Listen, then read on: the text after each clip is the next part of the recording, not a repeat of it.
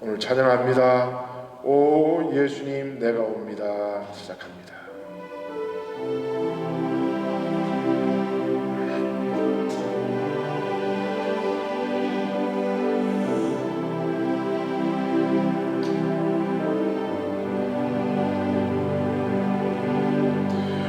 오 예수님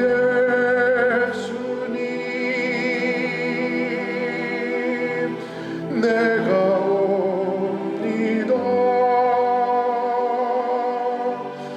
못 박히신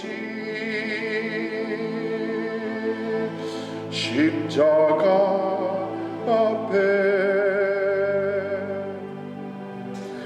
그 큰 사랑 눈물에 겨워 울며 울며 돌아옵니다. 주님 손과 발 못 박혔고 머리엔 가시관 박히셨네. 내 모든 죄와 허물 위해 말없이 피 흘려 주셨네. 오 예수님 나의 손 잡고 이제부터 영원까지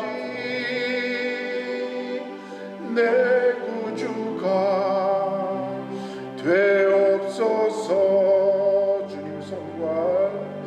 주님 손과 발 못 박혔고 머리엔 가시관 박히셨네.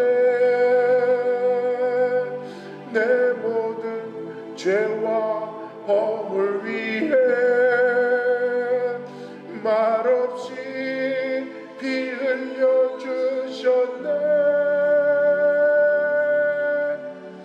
오 예수님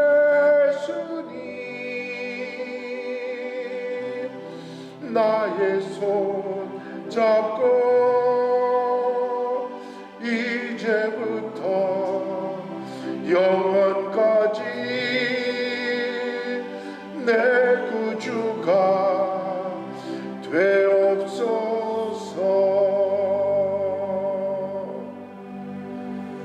아멘.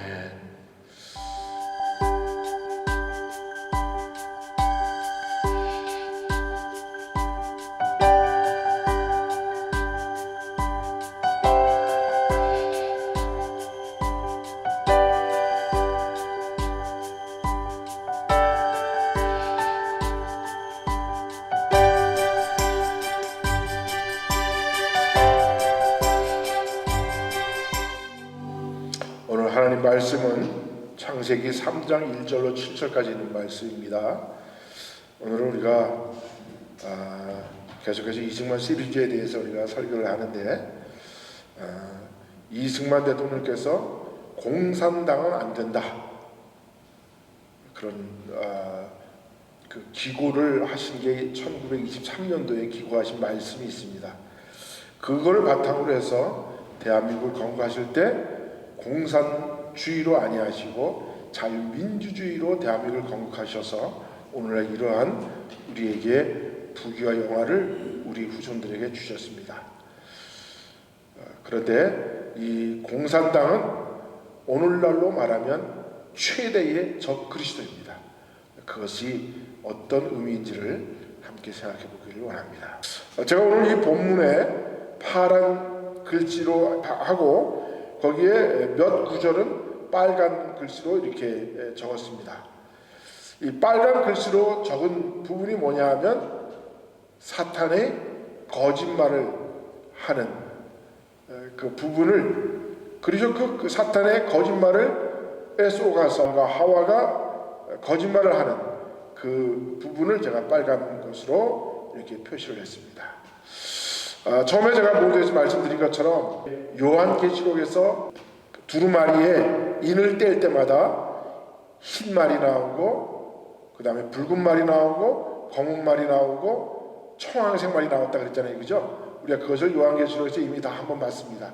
그러면 그 흰 말은 저희가 복음이라고 그랬어요. 그죠? 하나님 말씀이고 교회고 복음이 앞으로 이기며 나가는 그 형상을 보여준 것이라고 했고, 그 다음에 빨간 말은, 붉은 말은 시대에 따라 왕정주의, 백성을 괴롭히는 왕정주의, 백성을 노예로 삼는 그 왕정주의, 그것이 적그리스도 역할을 한다 그랬고, 또 검은색 말은 우리 이 세상의 중세시대를 완전히 암흑세대로 만들었던 로만 캐톨릭이 오히려 적그리스도의 역할을 함으로 말미암아 하나님의 복음이 완전히 땅에 떨어졌었던 그 시대를 우리는 암흑의 세대라 이렇게 우리가 이야기했다고 했습니다. 그리고 청황색 말은 이 왕정제도와 이 로만 캐톨릭의 전체주의가 하나로 묶여진, 섞여 있는, 그래서 오늘날의 공산주의와 비슷한 거다. 그래서 현대 우리가 믿음 생활을 하는 데서 가장 큰 적그리스도는 무엇라고 말할 수 있느냐? 바로 공산주의다라고 제가 이렇게 설명을 드린 적이 있습니다. 그럼 그 공산주의는 어떤 것이냐? 처음부터 이 거짓의 아비 사탄은 하나님의 말씀을 왜곡시키고 그 왜곡시킨 말씀을 하와에게 주어서 하와가 그 잘못된 거짓의 말을 믿게 함으로 우리가 아담과 하와가 범죄케 하고 그 범죄함으로 말미암아 이 땅에 죄가 들어왔고 그 죄로 말미암아 우리가 지금 사망에 이르는 이런 상태에 이르렀다는 것을 우리가 성경을 통해서 그동안 배웠습니다. 그래서 어쨌든 오늘날 우리 이 시대, 현 시대, 우리가 살고 있는 이때, 말세를 우리가 이야기하는 이때에 가장 우리를 복음이 앞으로 전진해 나가는데 그 복음을 방해하는 적그리스도는 무엇이냐? 그것은 바로 공산주의다. 네.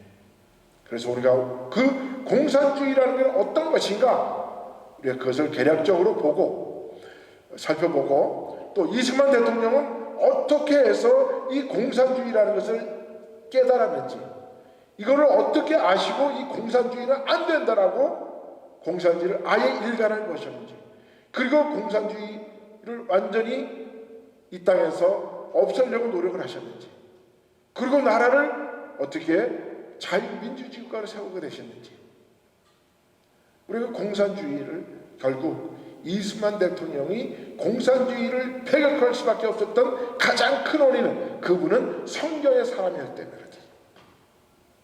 성경의 복음이라는 의미를 너무나 잘 아셨던 분이다.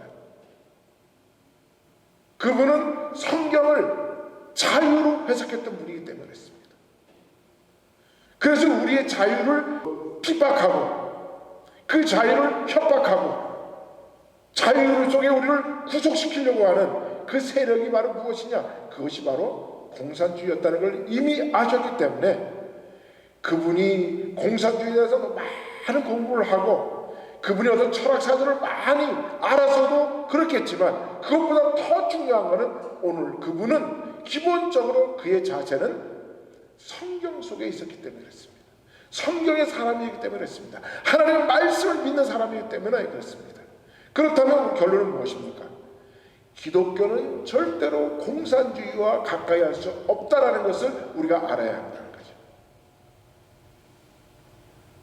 기독교의 말씀을 제대로 깨달으면, 기독교의 원리를 제대로 깨달으면 공산주의는 정말 적그리스도라는 걸 저절로 알게 되는 거예요. 여러분, 이단이라는 말이 뭡니까?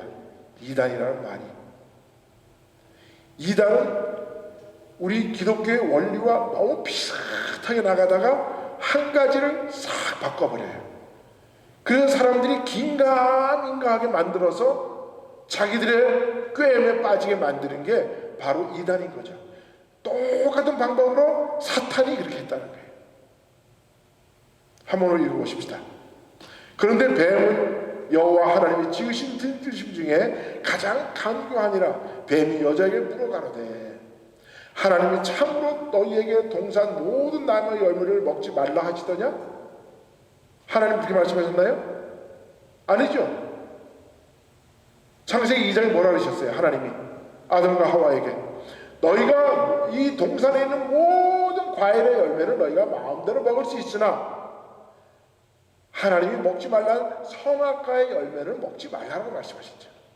그런데 오늘 사탄은 이렇게 반대로 이야기합니다. 비스무리하게. 이게 바로 이단의 속성이라는 거예요. 하나님이 참으로 너희의 동산 모든 나무의 열매를 먹지 말라? 언제 그랬어요? 하나님 다 먹으라 그랬죠. 뭐만 먹지 말라? 선악과의 열매만 먹지 말라 그랬잖아요. 근데 이렇게 사람을 쏘리드릴까요? 이단은 결국은 뭐냐? 아주 비스무리하게 가요. 불구스름무리하게 가요. 빨간 거 아니야. 파란도 아니야. 빨간 물이 수두름하게. 파란 것도 아니고 푸르스름하게. 이러면서 사람을 훈육한단 말이에요. 여자가 뱀에게 말하되 동산 나무 열매를 우리가 먹을 수 있으나 동산 중앙에 있는 나무의 열매는 하나님의 말씀에. 자, 이제 여자가 이 말을 유혹을 받고 보니까 그 다음에 말이 어떻게 되느냐? 하나님 앞에는 분명히 바르게 말해요. 하나님의 동산의 모든 나무의 열매를 우리가 먹을 수 있으나 동산 중앙에 있는 나무의 열매는 먹지 말라고 해. 하나님 그랬는데 뭐라고 다 붙입니까?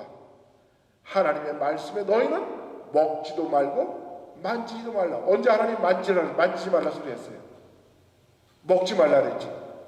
그런데 여자는 자기의 그것의 욕심이 어떻게든지 한번 만져봐야 그걸 따먹잖아요. 그죠? 별을 봐야 별을 따지. 예. 그러니까 여기서 이 먹지 말라 그런 말을 그건 분명히 하나님 하셨어요. 그런데 자기의 생각을 거기다 집어넣는 거야. 만지지도 말라. 이렇게 변조시킨단 말이에요. 그 다음에 뭐라 했습니까? 뱀이 여자에게 이르되 너는 결코 죽지 아니하리라. 너희가 그것을 먹는 날에는 너희 눈이 밝아져 하나님과 같이 되어 선악을 알 줄을 하나님이 아십니다. 이게 사탄이 인류에게 책처로 준 4가지 거짓말이라고 했죠. 그죠? 그래서 4가지 거짓말. 한문에 죄라는 말은 넉사자의 밑에 안일비 이게 섞여 있는 게 뭐라 그랬어요? 죄라는 한문이에요. 그죠? 예. 그러니까 4가지 거짓말이 뭡니까? 하나님이 결코 죽지 아니하리라. 하나님 먹는 날 뭐라 했어요? 네가 죽으리라 그랬거든요. 너희 눈이 밝아져 하나님과 같이 된다. 선악을 아는 그런 네가 신이 된다는 뜻이에요. 네가 선악의 기준이 된다는 뜻이에요. 그래서 오늘날 이 거짓말 때문에 오늘 모든 이 세상에 가보세요. 다 자기가 선악의 기준이야. 그거를 성경은 그 사사기의 마지막 절에 그렇게 이야기합니다. 그때의 사람들이 하나님의 말씀이 없으므로 사람들이 자기가 생각하는 대로 행동하고 살더라 라고 사사기의 마지막 절에 그것을 써놓고 있어요. 결국 무엇입니까? 인간이 이 세상의 선악의 판단의 기준이 되면 이 세상은 혼탁하게 되는 거예요. 결국 사탄의 이 4가지 거짓말 때문에 이 땅에 죄가 들어왔고 그 죄로 말미암아 인간은 죽게 되었다는 것입니다. 그런데 오늘 이 사탄의 이 방법은 결국 무엇이냐? 거짓말이에요. 그래서 예수님이 이 땅에 오셔서 그 사탄을 뭐라고 이야기합니까? 거짓의 아비라라고 했어요. 거짓의 아비. 예. 그러면 우리가 이 공산주의라는 이 사조를 보면 70년 동안 이 세상에 마르크스, 레닌, 스탈린을 통해서 70년 동안의 공산주의를 인류가 실험을 해봤어.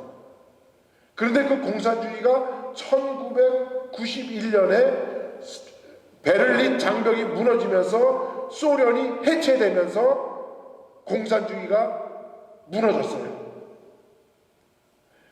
그래서 이 모든 지금까지 공산주의 이론이나 공산주의라는 그 사상은 이것은 아니라는 것이 인류가 벌써 증명을 했어. 그럼에도 불구하고 지금 1991년에 소련의 공산주의가 무너졌는데도 지금까지도 30년 동안 지금까지도 그 공산주의를 못 버리는 사람들이 있어.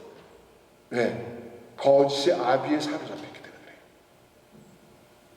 아직까지도 공산주의를 하는 나라들이 있어요. 이 땅에. 얼마나 무섭습니까? 잘못된 사조.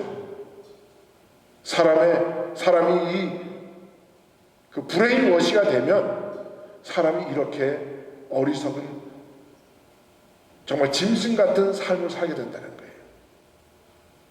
그래서 오늘 우리가 이 공산주의가 어떤 것인지를 알아보고 어떻게 이승만 대통령은 이것을 미리 아셨는지 그걸 한번 보면서 오늘 공산주의는 절대로 안 된다. 그러면 여러분 그렇게 생각해요. 아유, 우리는 공산주의 아니고 민주주의 사회에 사는데 뭘 이렇게 목사님 걱정을 해요?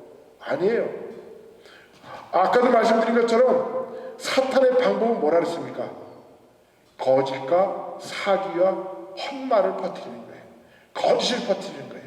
그러면 우리가 민주주의 속에서 정치제도 속에 살지만 이 사탄은 우리를 넘어뜨리려고 이 세상에 지금 우는 사자처럼 이 세상에 거짓말을 퍼뜨리는 거예요.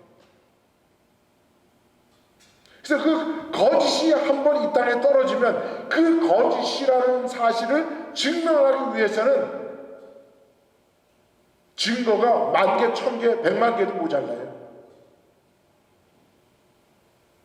거짓이 거짓이라는 사실을 증명하기 위해서는 10,000개, 1,000개, 1,000,000개도 넘는 증거를 드러내도 이것을 잘 해결하지 못한다니까요. 그러니까 오늘날 세상이 완전히 거짓으로 흘러가는 거예요. 그래서 오늘 우리가 이 공산주의의 그 근본이 무엇인지 우리가 그거를 한번 생각해 보기를 원합니다. 공산주의는 1948년 2월 21일에 마크스라 그러죠. 칼 마크스라는 사람과 프리드리 엥겔스라는 사람에 의해서 공산주의에 입각한 이들이 강령을 선포하는데 이것을 공산당 선언문이다라고 말합니다. 그래서 이 공산주의는 사람들이 어떻게 해서 이것이 시작이 됐냐 하면 영국으로부터 1800년 중반쯤 돼서부터 영국으로부터 이 산업혁명이 일어나요. 그러니까 산업혁명이 일어나면서 서서히 자본주의가 이 땅에 뿌리를 내리고 사람들은 이 땅에서 그 자본주의에 의해서 공장이 세워지고 그 공장에 의해 많은 사람들이 그것에서 이제 노동자로 일을 하면서 이제 이 땅에서 살기 시작, 산업혁명이 시작이 된 거거든요. 그럴 때 이 자본주의는 잘못됐다. 자본주의는 잘못됐는데 이것을 자본주의를 깨서 투쟁을 해서 싸워서 이겨내야 된다. 그런데 그 자본주의에 싸워야 할 사람이 누구냐? 노동자다. 노동자. 그 사람들을 뭐라고 그러냐? 프롤레타리아라. 그 프롤레타리아들이 그 자본주의에 있는 부르주아 그 사람들을 싸워서 그래서 우리가 승리를 이끌어야 된다라는 것이 바로 이 사람들의 생각이었어요. 그런데 이것은 처음부터 거짓과 앙심으로부터 시작했다는 거예요. 가만히 보세요. 자본주의가 일어남으로 해가지고 오늘날은 자본주의가 시장 경제를 이끌어가잖아요. 그죠?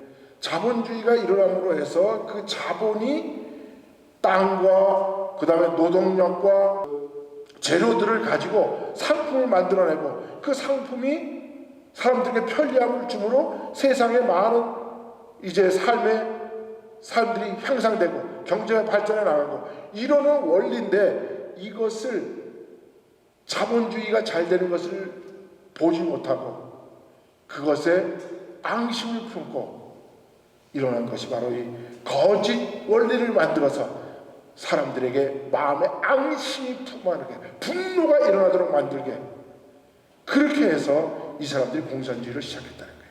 그러니까 처음부터 사람의 본능이나 어쩌면 그 아름다운 선의에 의해서 만들어진 것이 아니라 처음부터 사탄은 거짓과 사기와 사람의 분노를 일으키게 내는 앙심을 통해서 이 공산주의가 만들었다는 거예요. 그러면서 이 사람들은 이 세상 모든 것들을 유물론적 변증법으로 봐요. 그래서 역사가 발전해 나가는데 역사의 발전에 이 세상이 발전해 나가는 그 기본 원리는 뭐냐? 그것은 바로 물질이다라는 거예요.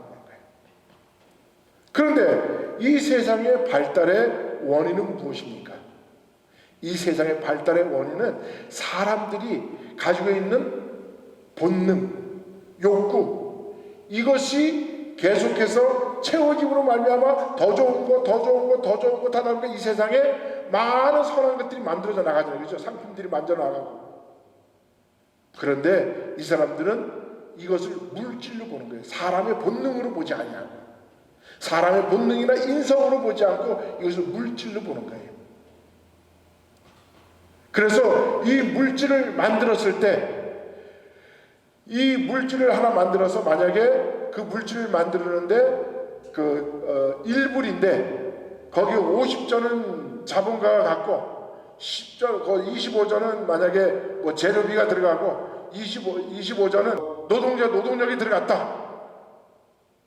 그러면 재물과 노동력이 들어가가지고 만들어낸 이윤을 이 부르주아들이 다 가져가니까, 이래서 이게 프롤레타리아의 불공평이 일어나는 거다. 그러니까 그 부르주아들이 가져가는 그 잉여 생산물, 이거는 우리가 다 뺏어야 된다.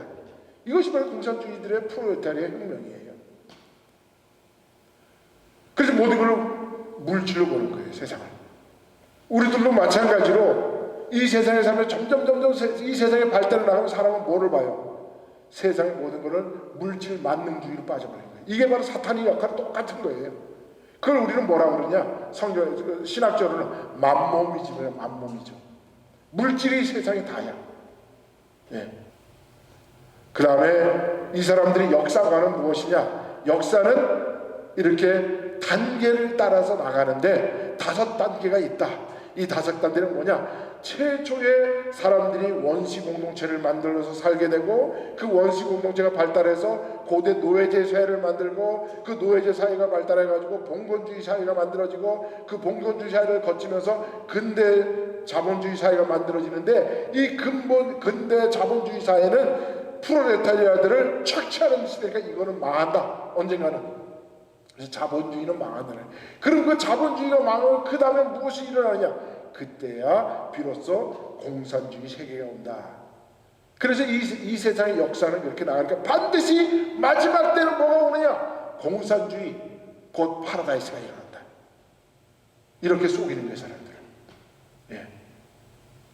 그러나 그렇습니까?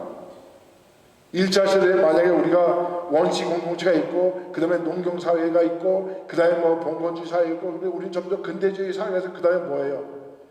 그 다음에 산업혁명이 일어나고, 그 다음에 무슨 뭐 요즘 일어나서 IT 혁명이 일어나고, 문화혁명이 일어나고, 그렇지 않잖아요. 공산주의를 가는 게 아니라 사람은 좀 더 이 세상에 발전해 나가잖아요.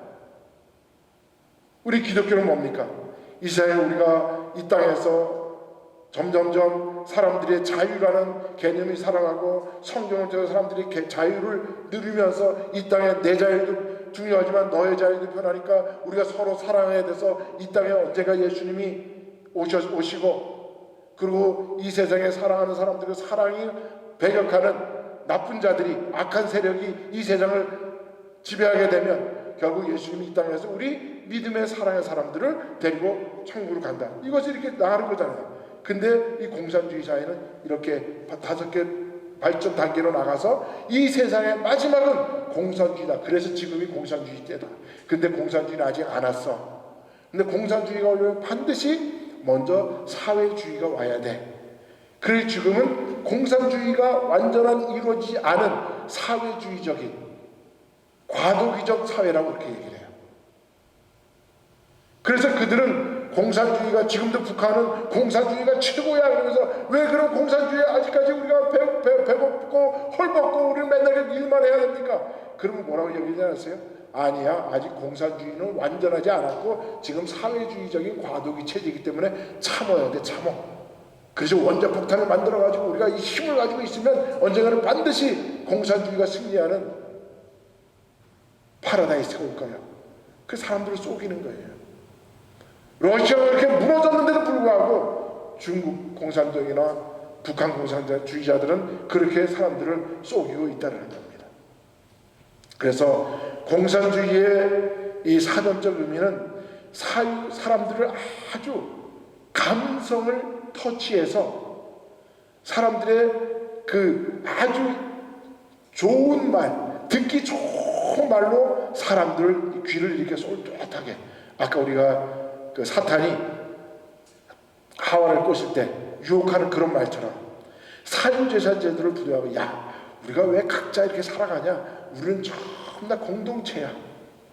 그래서 우리는 모든 사람이 함께 일하고 함께 나눠 갖고 함께 살아가는 그런 공유재산 제도를 실현해서 이 땅에 빈부격차가 없어야지, 우리는 평등하게 살아야지. 우리가 이렇게 감정적으로 이런 말을 들으면, 젊었을 때 이런 말을 들으면 그 말에 솔깃하지 않을 사람이 없죠. 그래서 불란서에 어떤 사람 그렇게 이야기했습니다. 갑자기 에밀 누군데 그 사람이 그렇게 얘기를 했어요. 젊었을 때 공산주의를 안 하는 사람은 가슴이 없는 거고, 늙어서까지 공산주의를 하는 놈은 머리가 없는 거다라고 그렇게 얘기했어요. 왜? 젊었을 때 사람이 감정이 끓거든요. 예. 감정에 호소하는 거예요. 이성에 호소해야 되는데 감성에 호소해서, 그래서 못 배운 사람, 또 가난한 나라들에서 공산주의가 싹 터요. 왜? 요 말에 쏠듯하게 전부 빠져나가거든. 그리고 우리 인간의 인류 역사의 사회 단계는 계속 이렇게 또 공동체 사회를 이렇게 지향하면서 왔잖아요, 그죠? 그래서 한국에서도 뭐 우리 조선 시대나 이럴 때도 두레라는 어떤 그런 제도를 넣어가지고 서로 돕고, 그죠? 같이 우리가 농사도 같이 지었고, 예, 질도 같이 도와주고, 어떤 이런 공동체 사회를 자꾸 사람들이 꿈을 꾸게 만드는 거예요. 이게 바로 공산주의에 빠지게 만드는 가장 기본적이라는 거죠. 그리고 이 사람들의 정치 이론은 이런 거예요. 이렇게 우리가 공유재산제도를 만들어가서 빈부격차가 없이 모든 사람이 평등하게 살아가는데, 이것이 이루어지기까지는 우리가 계급투쟁에 해가지고 저 부르주아지를 쳐부셔야 돼. 만약에 그것이 쳐부시는데 안 되면 우리는 폭력투쟁론을 통해가지고 폭력으로라도 우리가 그걸 해야 돼. 그래서 반드시 우리 프롤레타리아들이, 노동자들이 승리하는, 그래서 이 세상을 모두가 똑같이 평등하게 만들어야 돼. 이게 이들의 정치적 이론이에요. 그래서 이 계급투쟁론은 한 사회 내에서 생산수단을 소유한 자유공계급과 착취당하는 노동계급이 투쟁하여서 폭력혁명을 일으키고 이전의 체계를 무너뜨려버리는 거예요. 그리고 이들은 계속해서 우리는 진보해 나가는 거야. 진보. 그래서 지금도 진보와 보수로 나눠지는 거예요. 진보. 그들은 꾸준히 계속해서 진보해 나간다고 생각을 해요. 이 진보를 위해서 진보가 안 되면 그 다음에 투쟁을 해야 돼. 투쟁을 안 하면 그들은 무슨 수단과 방법을 통해서라도 이 진보를 이룬다고 생각을 해요. 그래서 그들이 생각하는 이 프롤레타리아들이, 노동자들이 이 부르주아들, 이 부유층들을 우리 타도해야 되는데, 이렇게 두 계급이 대립이 한계점에 이르면 노동자들이 폭력혁명을 일으켜서 자본가들을 타도하고 프롤레타리아 독재체제를 거쳐서 사회주의, 그 다음에 공산주의로 변모해 계속해서 진화해 나간다라고 이들이 가르치고 있는 거예요. 그러니까 사람들은 지금 힘들고 배고프고 헐벗고 이런데도 지금도 우리는 공산주의를 이루기 위해서는 참고 이겨내야 돼. 그러니까 비슷한 거 어떻게 보면 그죠? 우리가 지금 이 땅에서 믿음을 가지고 사는데 이 땅에서 어떤 삶을 통해서 고통과 고난이 온다 할지라도 우리는 그것을 예수 그리스도의 십자가를 붙들고 우리가 그것을 이겨내고 우리는 결국 천국의 영생을 얻게 된다는 이런 것을 얘네는 싹 바꿔가지고 사람들을 착취하는 데 이용한단 말이에요. 착취하는 데. 그래서 이 공산주의의 경제 이론은 이렇습니다. 마르크스의 자본론이라는 그 책에서 이렇게 얘기해. 자본주의는 망한다. 전부 다 망한다고 자본주의의 앙심을 품고 시작했기 때문에 그들은 노동가치설, 잉여가치설, 착취설 등의 이론을 통해서 왜 자본주의가 착취구조인지 그리고 왜 노동자들에 의해서 폭력혁명이 일어날 수밖에 없는 이 세상의 구조인지를 그들은 그것을 사람들에게 주입시키고 그들을 브레인워시 시키는 거예요. 쇠뇌시켜 나가는 거예요. 자, 그게 그럼 무슨 뭐냐 하면 원래 우리가 이 어떤 공장이나 어떤 이런 산업 사회가 만들어지면 원래 생산품의 가치는 어떤 물건을 만들어내는 그 생산품의 가치는 거기에 투입된 자연, 노동, 자본, 기술 이런 모든 것들이 결합돼서 만들어졌잖아요. 그죠? 그런데 이 사람들은 그 자연이나 자본이나 기술 이런 거를 등하셔서 최고를 거기에다 가치를 둔 게 뭐냐? 노동이 최고야. 그러니까 노동이 최고이기 때문에 자본가들이 갖다 놓은 자본이나 그 다음에 뭐 어떤 기술이나 이런 것들은 아무것도 아니야. 노동이 없으면 아무것도 못해. 그래서 노동 가치설을 그들이 주장하는 거예요. 지금 우리 공산주의 사회가 공산주의 사회는 아예 지금 무슨 노동자들이 완전히 지금 핍박당하는 그런 노예 같은 생활을 하고 있지만 이 공산주의를 외치는 그래서 그것을 받아들여서 조금 받아들인 나라들이 지금 만들어 놓은 게 뭐냐면 노동절이에요. 노동절. 이 공산주의 때문에 만들어진 게 물론 우리가 이 자본주의 사회에서 열심히 일하는 노동자들을 우리가 대접해 대우하고 그들의 그 노동의 어떤 그 가치도 우리가 인정해 줘야 되지만 근데 결국 이 노동절이 만들어진 건 무엇 때문인지 아세요? 이 공산주의 때문에 만들어진 거예요. 그래서 지금도 한국은 민노총이니 한국노총이니 노총이 만들어져 가지고 완전히 공장이 굴러가는 어떤 공장의 어떤 그 자본가들이나 그 공장의 주인들이 그것을 이끌어가는 게 아니라 완전히 노동자들이 공장을 이끌어 나가는 주교에 전도된 그런 사회에서 사는 거예요 지금. 그래서 원래 우리가 생산품의 가치는 이렇게 여러 가지로 복합돼 가지고 이루어진 건데 이 공산주의자들은 오로지 노동의 가치만 중요시 여긴다. 그래서 어떤 상품의 가치는 노동력, 자본력, 기술혁신 등이 종합돼서 결정되는데 그리고 그것에 따라서 우리는 이 자본주의 사회에서는 어떻게 돼? 시장 경제에 있어서는 모든 것들이 물건이 만들어지는데 그 만들어지는 가격은 내가 이것을 얼마 들었으니까 얼마 된다 이것이 아니라 가격이 무엇에 따라서 만들어져요? 모든 가격은 수요와 공급에 따라서 만들어지는 거예요. 그걸 우리는 시장주의 원칙이라고 해요. 시장에서 가격이 만들어져. 아무리 내가 돈을 많이 만들어가지고 이걸 갖다 시장에 가서 내놨어. 그런데 그것을 살려는 사람이 없으면 이거는 가치가 없는 거예요. 사는 사람, 수요자와 그 다음에 그것을 공급해주는 사람의 숫자에 따라서 거기에 따라서 가격이 만들어지는 게 시장 자유주의 원리거든요. 근데 이 사람들이 그것을 따지지 않고 노동이 최고다. 노동가치설.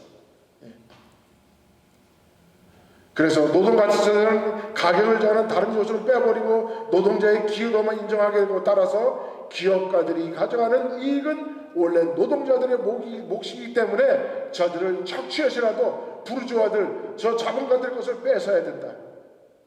그것이 그들의 혁명의 이론이에요.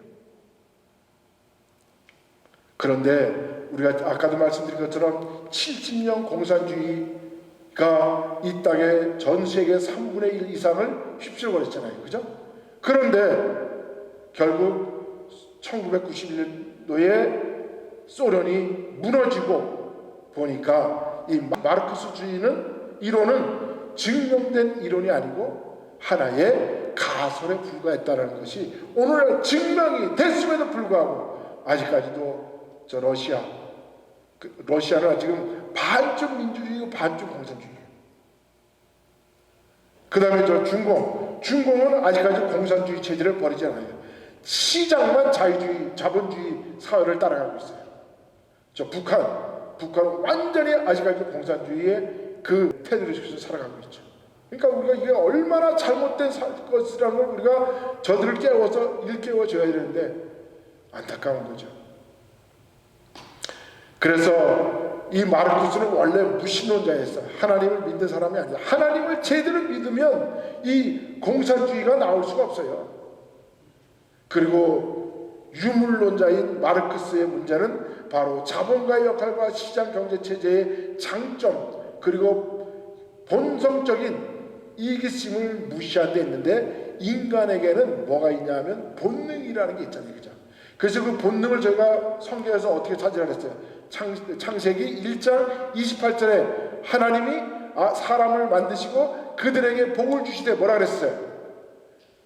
생육하고 번성하고 땅에 충만하라. 이것이 인간의 본능이라 했잖아요. 근데 이 인간의 본능을 짓누르면 안 되는 거예요. 근데 공산주의는 뭐예요? 인간의 본능을 국가가 컨트롤하려고 드는 거예요. 그래서 지금 민주주의 사회에서도 자꾸 국민들의 기본권을 자꾸 국가가 타치하면 공산주의로 갈 수밖에 없어요. 왜? 인간의 기본 본능은 이거는 하나님이 주신 가장 기본적인 거예요. 본능이라는 것은. 예. 이 본능은 하나님이 주신 거기 때문에 이 하나님이 주신 말씀으로만 컨트롤돼요. 그래서 사람이 생육하기 위해서는 식욕도 있어야 되고 번성하기 위해서는 성욕도 있어야 되고 땅에 충만하기 위해서는 사유재산 욕심도 있어야 된다 그랬잖아요. 그죠? 그런데 이것은 그 욕심이 나쁜 것이 아니라 그 욕심을 부리는 욕심이 잉태하는 게 나쁘다고 제가 말씀드렸잖아요. 그죠? 그런데 그 욕심을 우리가 어떻게 컨트롤할 것이냐? 그것을 위해서 하나님이 우리에게 창세기 2장 17절에 있는 말처럼 선악과의 언약을 줘서 하나님의 약속을 믿으면서 그 말씀에 따라서 우리의 본능을 절제시키는 거죠. 그래서 우리가 먹고 싶은 식욕이 있음에도 불구하고 그 식욕을 절제하고 그 다음에 성욕을 결혼 제도를 통해서 절제해 나가고 그리고 사유재산 제도인데 그 돈을 많이 벌더라도 우리가 사회에 환원시켜서 또 다른 사람들에게 사랑을 베풀고 하는 그 절제의 말씀을 그 말씀이 바로 뭐냐? 성경 말씀이라는 게. 그래서 이 본능을 절제할 수 있는 것은 하나님 말씀밖에 없다는 사실을 우리가 분명히 알아야 되는데 공산주의는 이 사람의 본능을 무엇으로 절제시키는 거냐? 이 절제가 바로 폭력에 의해서 그리고 사람의 지배하는 그 권력에 의해서 총칼에 의해서 사람의 본능을 절제시키려고 하는 거죠. 그러니까 기본적으로 잘못된 거예요. 그래서 1917년에 러시아에서 볼셰비키라는 사회민주당이라는 그런 그 아주 급진파들 갖다가 볼셰비키당이라 그래요. 그 다음에 조금 온건한 파는 맨스키당이라 그래요.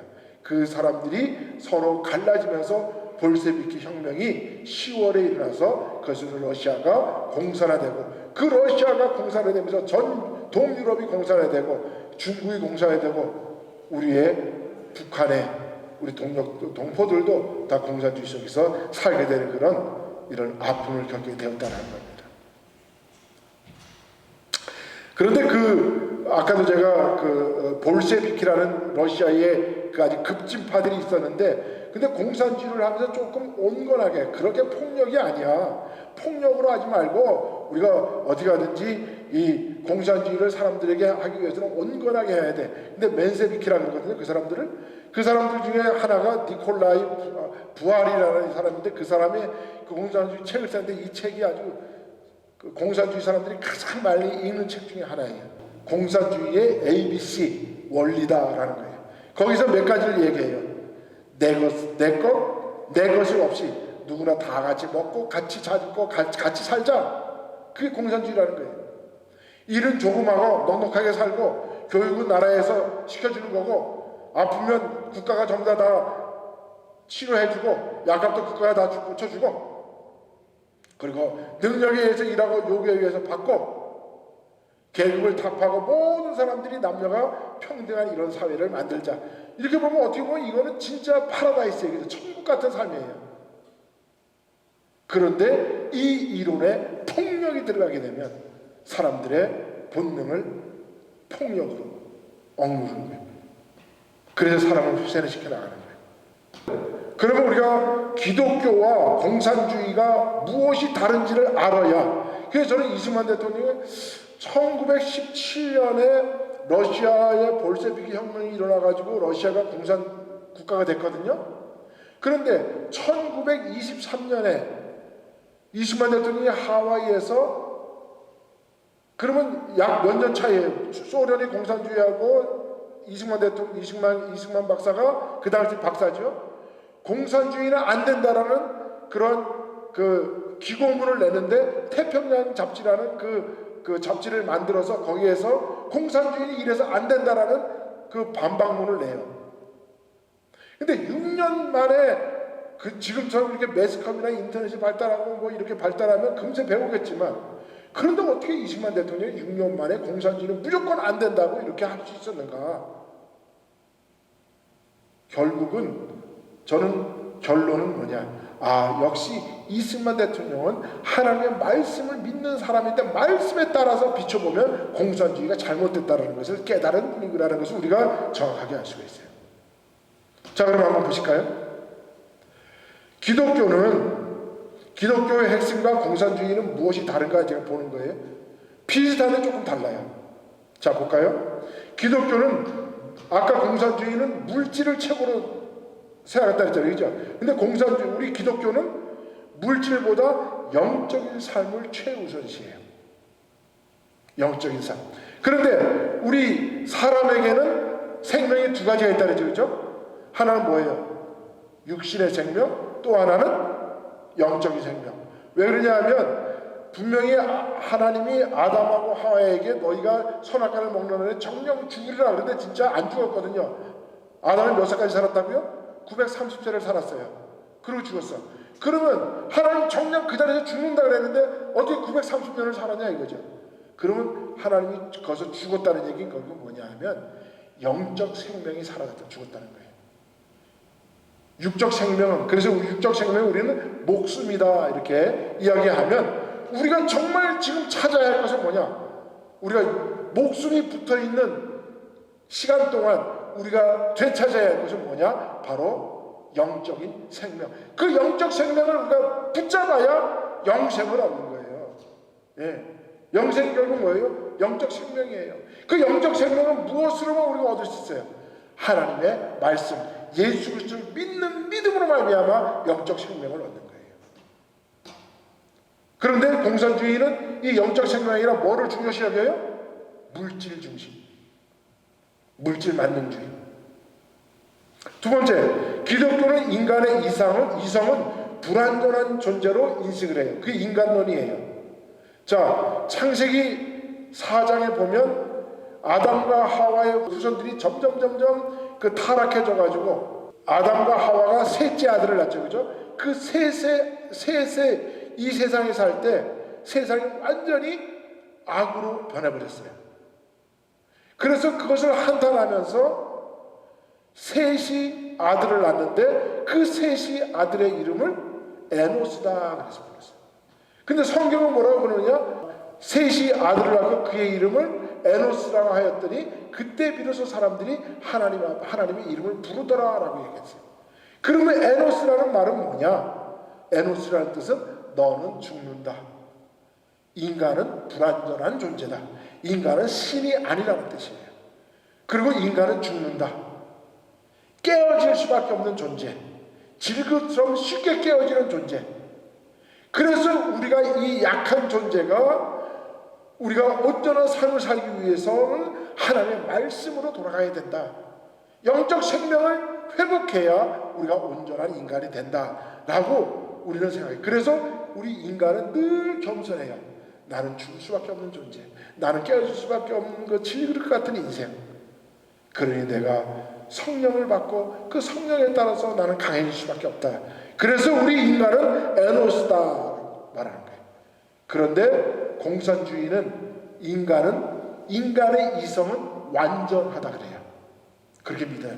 그런데 인간이 여러 인간들인데 그 중에서 인간의 이성이 완전한 한 사람이 나오는데 그 사람에 따라 그 사람은 완전한 인간이기 때문에 인성을 가지고 있기 때문에 그 사람을 우리가 수령으로 모셔야 돼. 그게 바로 김일성이에요.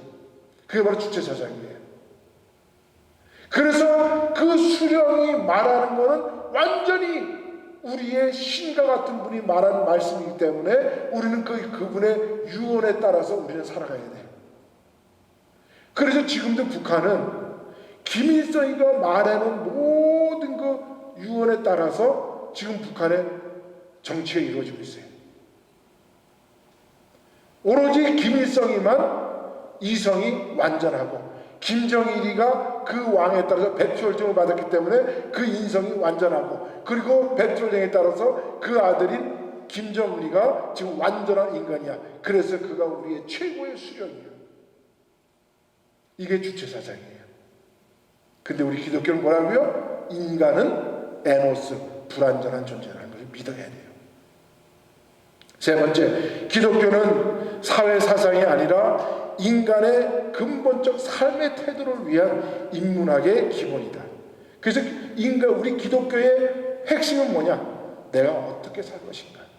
내가 본능에 따라서 욕심, 이 생육하고 본성의 땅에 충만하려고 하는 이 본성을 내가 이거를 절제하며 살 것이냐? 그래서 우리의 항상 의문은 뭐야?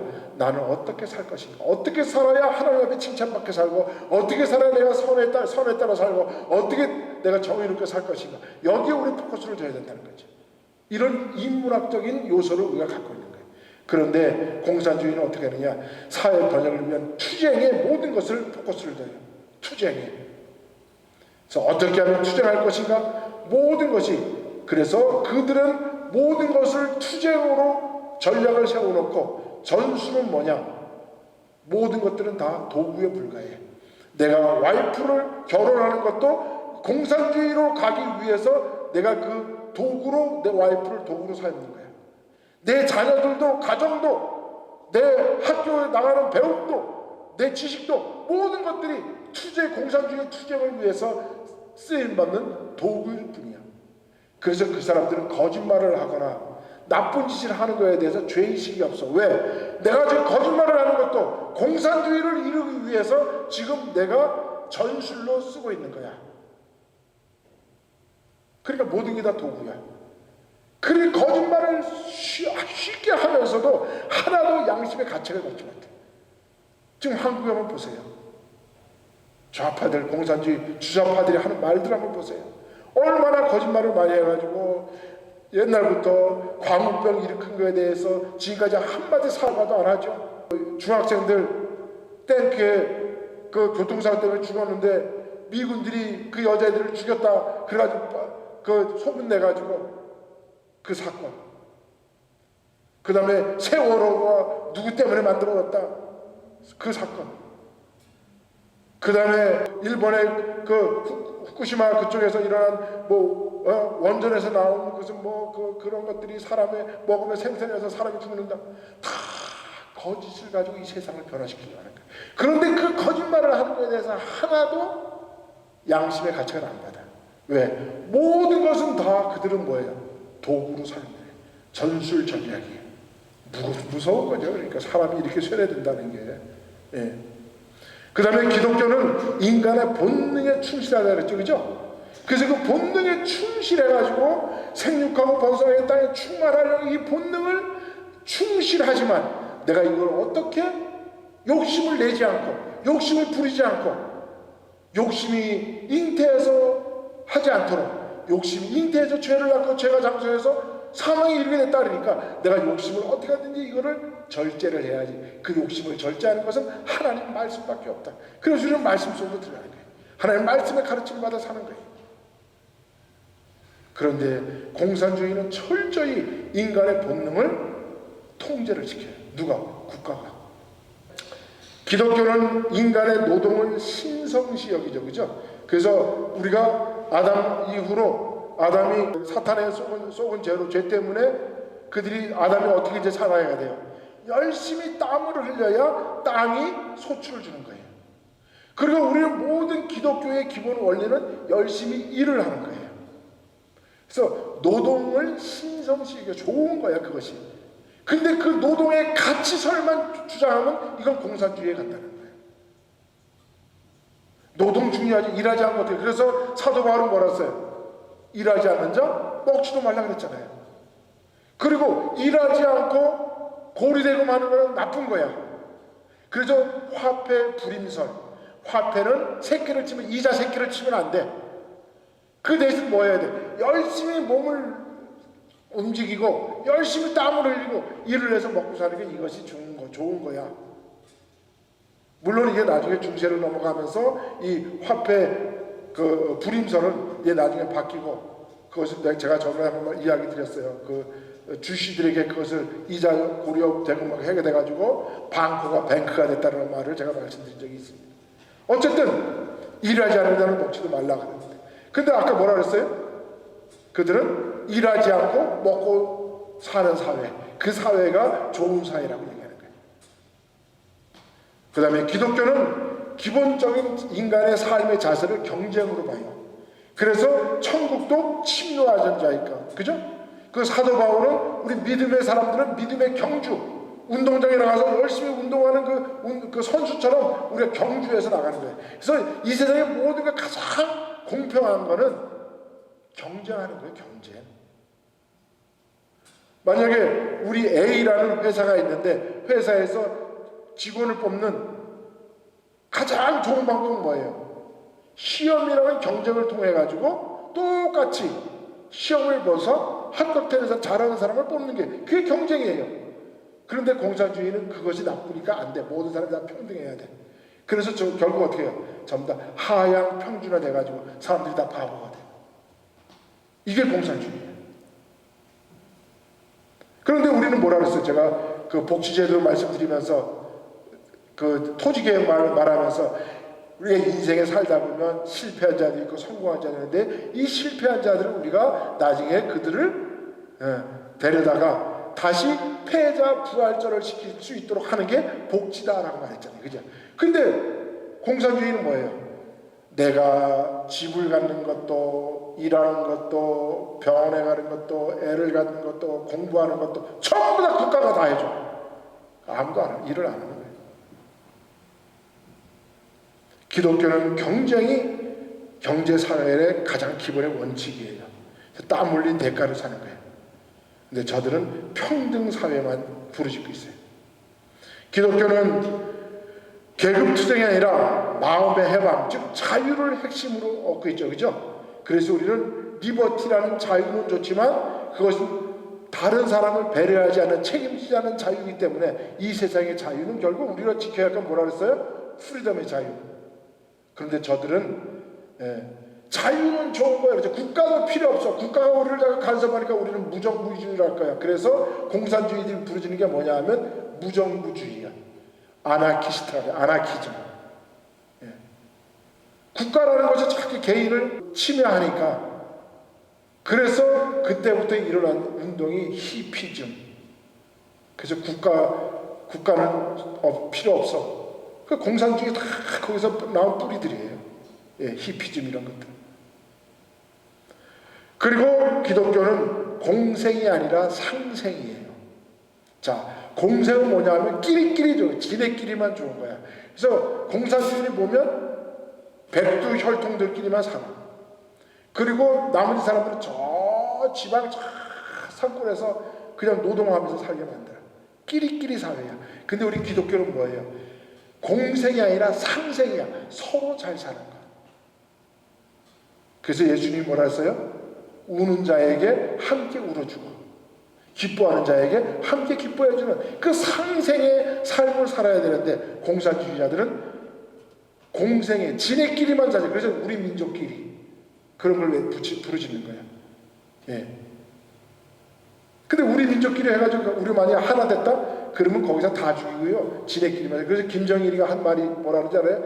남북한을 통일하면 남한의 5천 중에서 3천은 죽이고 북한에 2,000명, 2천만 명, 남한에 2천만 명 가지고 우리가 공산주의를 만든다. 김정일이가 그렇게 호응장담했던 사람이에요. 다 죽어요. 그 다음에 기독교는 공생이 아니라 상생을 잘하고 사랑을 우리가 외치죠. 그런데 그리고 기독교는 나보다 남을 위한 삶의 태도죠. 그래서 예수님도 온유하라 그랬죠. 온유함. 그 온유함 뜻이 뭐라 그랬어요? 나에게 주어진 자유의지를 나를 위해서 사용하는 것이 아니라 내게 주어진 자유의지를 다른 사람을 위해서 사용하는 것. 그것이 진정한 온유 희생이요 십자가의 사랑인 거죠.